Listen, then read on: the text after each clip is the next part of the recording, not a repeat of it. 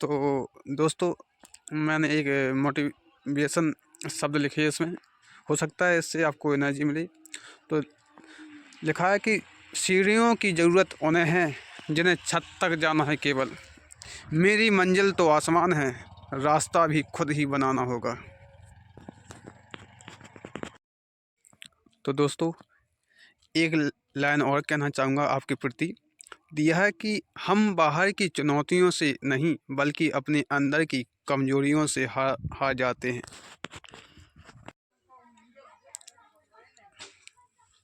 तो हेलो दोस्तों, एकदम मैं फिर हुआ आपके समक्ष हाजिर।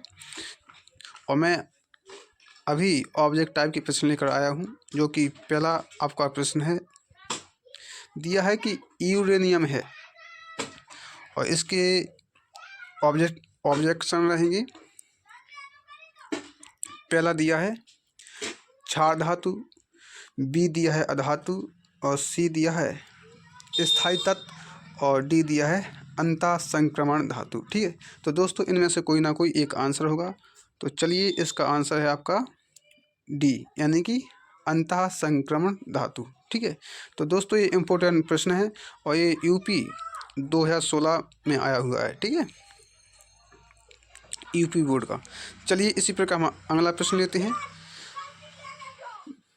तो दोस्तों ये दूसरा प्रश्न है कि निम्नलिखित में क्षारीय धातु है।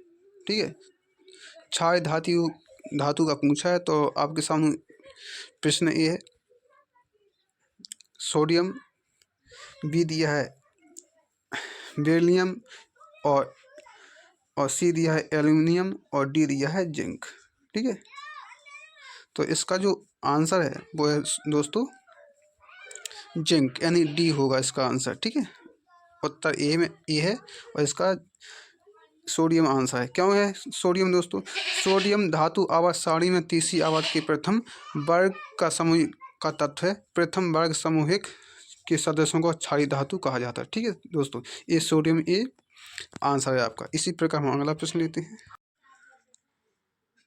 तो दोस्तों तीसरा प्रश्न है हमारा कि ऑक्सीजन की संयोजकता है। तो हमें ये देखना है कि ऑक्सीजन की संयोजकता कितनी है। ठीक है, तो इसमें ऑप्शन में दिया है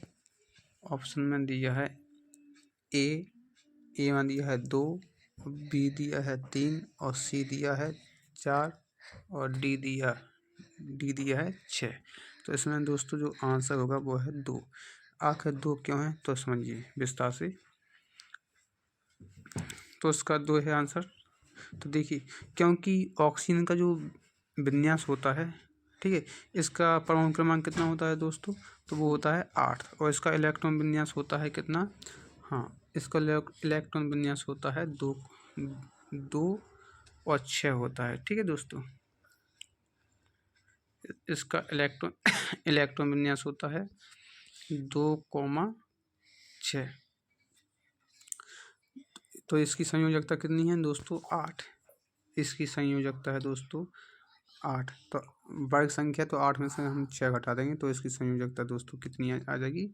तो 2 आ जाएगी। ठीक है, ये हमारा क्या है? आंसर है। इसकी संयोजकता है दोस्तों 8, और इसका जो इलेक्ट्रॉन विन्यास होगा किसका? ऑक्सीजन का इलेक्ट्रॉन विन्यास 2 और 6 होगा। ठीक है, और संयोजकता है दोस्तों 8। तो हम 8 में से वर्ग संख्या घटा देंगे 6, तो संयोजकता कितनी आएगी? 2। तो इसका आंसर जो करेक्ट रहेगा वो आएगा ए। ठीक है, तो इसी प्रकार हम अगला प्रश्न करते हैं। तो दोस्तों हमारा ये चौथा प्रश्न दिया है कि आवर्त सारणी में तत्वों की ऑक्साइड की धात्विक गुण। दोस्तों इसमें ये पूछा है धात्विक गुण। ठीक है, तथा परमाणु क्रमांक में क्या संबंध है? संबंध का इसमें पूछा है, क्या संबंध है? तो चलिए हम इसका ऑप्शन बताते हैं। तो देखिए, हाँ, इसके ऑप्शन दिया है दोस्तों।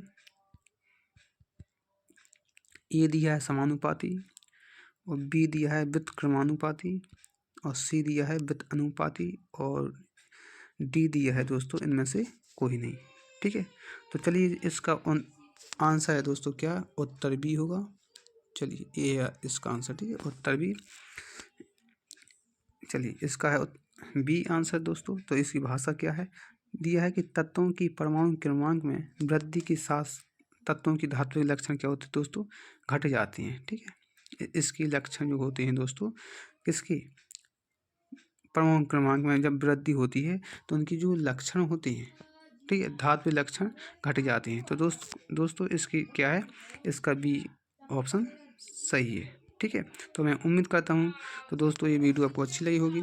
तो ऐसी वीडियो देखने के लिए लाइक कमेंट जरूर करना। तो दोस्तों हमारा अगला प्रश्न इस प्रकार है, 5वां दिया है कि किस तत्व का ऑक्साइड उभयधर्मी है। ठीक है, तो इसमें ये पूछा है जो ऑक्साइड उभयधर्मी है वो किस तत्व का है।